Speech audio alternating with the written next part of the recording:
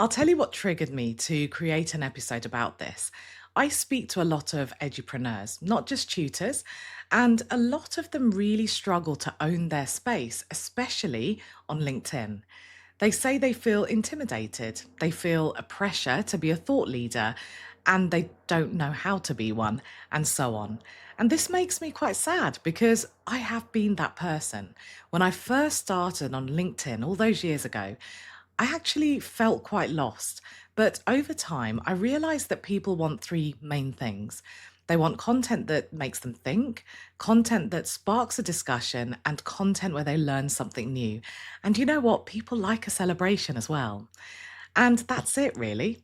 Underpinning all of that is connection.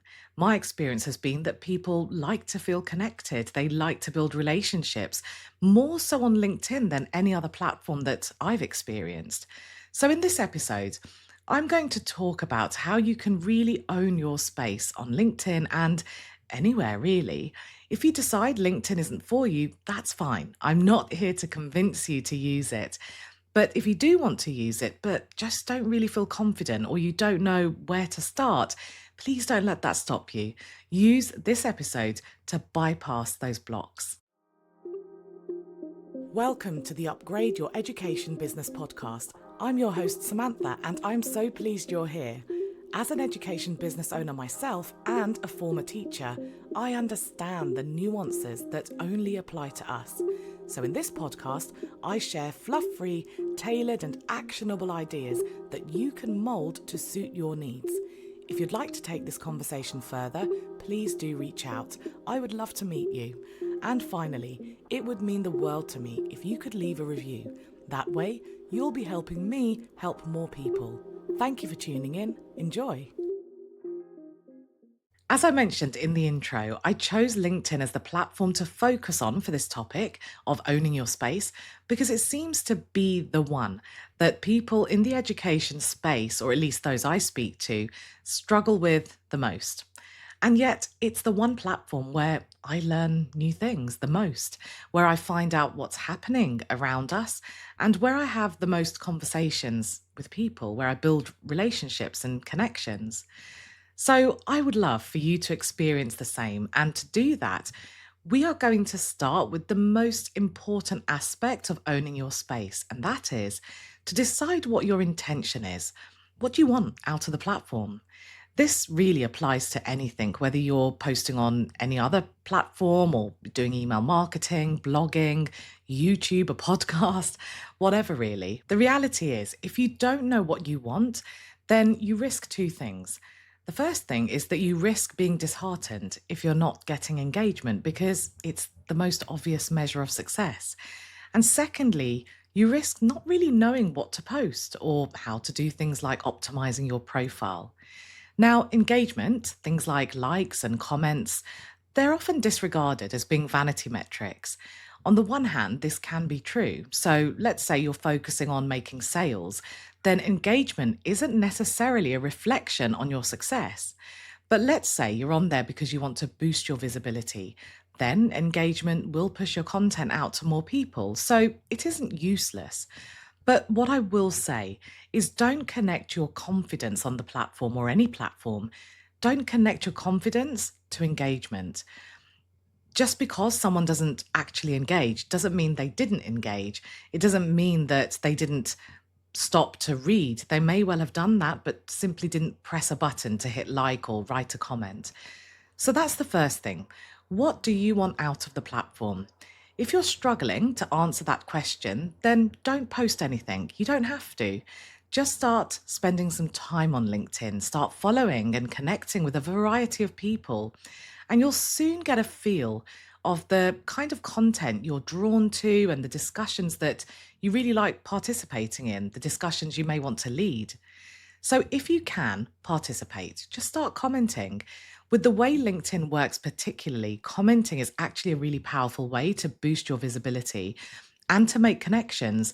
And that's regardless of whether you're posting content or not. So we know we need to be intentional, or at least if you are, you won't feel lost. Now let's think about how to really confidently own that space, your little corner of the internet.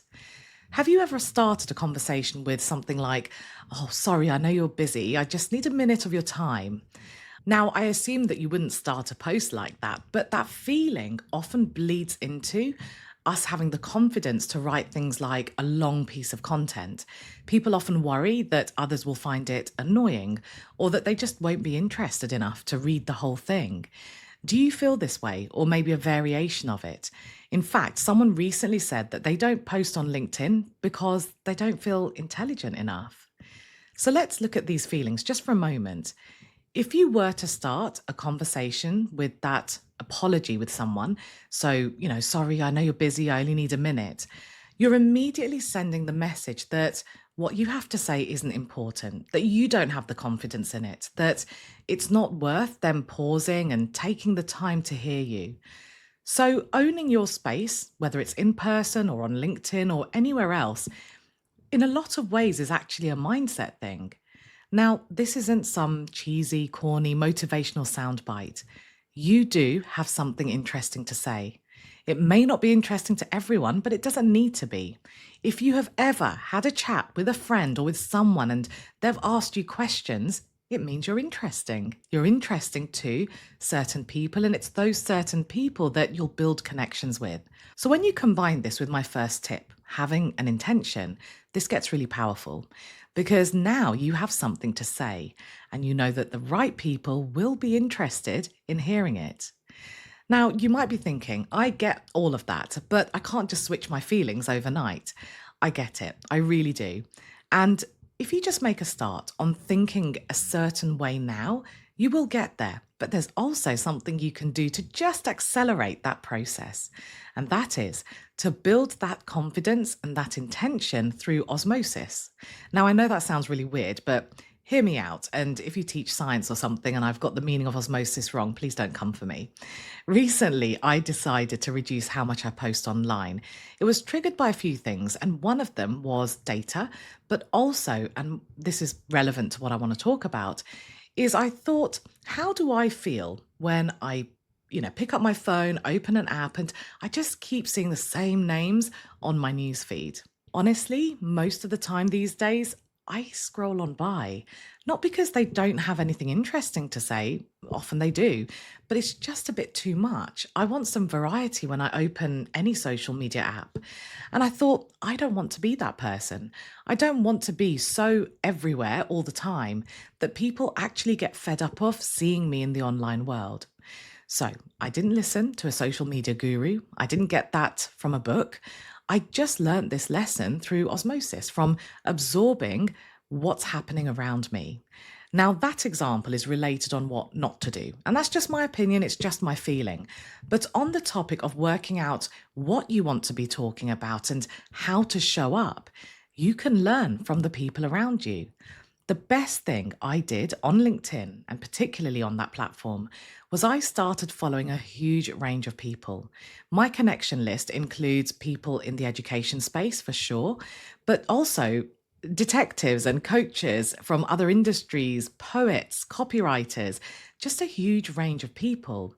And by surrounding yourself by so many different voices, you very naturally get ideas of what you want to talk about, things that you care about, discussions that you want to be a part of, and discussions that you want to lead and spark.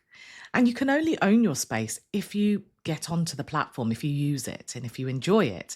And actually, this is a great way to make sure you do enjoy it. LinkedIn is actually the only platform where I kind of open the app, get a bit settled in, because I know that there will be content that I want to stop for, that I want to spend time reading. It isn't one of those that where I kind of fall into the mindless scrolling trap. And I think that curating my newsfeed by connecting to so many different people and interesting people has actually made all the difference in terms of me feeling confident on the platform. Now, if you want the practical and strategic stuff, like how to really optimize your profile, how to hone in on getting visible, positioning yourself in your niche, and so on, I have some training for you on that. And you can get instant access to it. It's 90 minutes, it's practical, you'll take action, and it's in the mastermind. I'll give you a direct link to it in the show notes. That way, if you are a masterminder, you can just grab it straight away. You don't have to look for it. And if you're joining the mastermind, then you can just come back to this, click the link, and again, you don't have to struggle to look for it. So check the show notes for instant access to my LinkedIn training. So let me ask you, how are you feeling now about LinkedIn? Are you feeling a little bit more confident, a little less lost? I really hope so. You can use platforms for your business, but they don't always have to be with the intention of promoting what you offer. In fact, that gets pretty exhausting. Maybe LinkedIn will be the platform where you simply connect with people, build really nice relationships, and learn interesting things. Who knows? But the point is, make a decision and just explore and see what you like using it for. So I hope I'll see you on the platform. And if we're not already connected, please come and find me and drop me a line. I'll see you there. And you'll hear from me on Wednesday. Thanks very much for your time. Would you like to take this discussion further? Perhaps you have some questions or you'd like more ideas on tailoring your business. If so, book a free discovery call through the link in the show notes.